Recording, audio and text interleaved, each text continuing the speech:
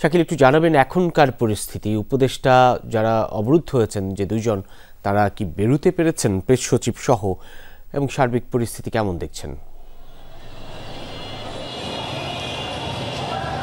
রবিন, আগের ঘন্টায় যে খবরটি জানিয়েছিলাম যে হচ্ছে দিয়াবাড়ি মোড়, যেটি মাইলস্টোন কলেজের ঠিক সামনে, সেই জায়গাটিতে শিক্ষার্থীরা অবস্থান নিয়েছিলেন। কিন্তু এই মাত্র 5 মিনিট আগে কিন্তু আমরা আইনশৃঙ্খলা বাহিনীর তৎপরতা দেখেছি, এবং সেই তৎপরতায় কিন্তু বাঁশি হুইসেল দিয়ে কিন্তু শিক্ষার্থীদের এখান থেকে সরিয়ে দেওয়া হয়েছে।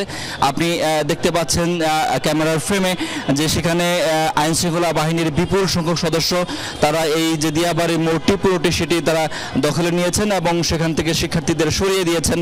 এবং সেটি যখন করা হয় তখন কিন্তু শিক্ষার্থীরা বেশ কয়েক দফা স্লোগান দিয়েছেন আইনশৃঙ্খলা বাহিনীর বিরুদ্ধে।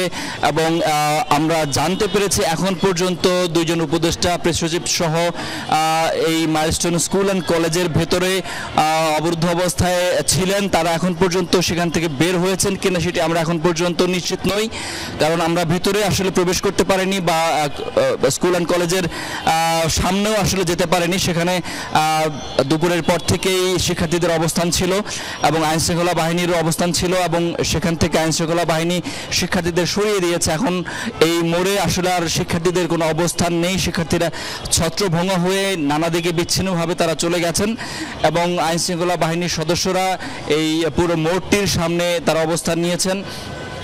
এবং আইনশৃঙ্খলা বাহিনীর সদস্যরা এই পুরো মোড়টির সামনে তারা অবস্থান নিয়েছেন। এবং শিক্ষার্থীরা যে কয়েকটি দাবিতে, 6টি দাবিতে তারা বেশ দুপুর থেকে এই জায়গাটি অবরুদ্ধ করে রেখেছিলেন, অবস্থান নিয়েছিলেন, সেখানে বিক্ষোভ করছিলেন।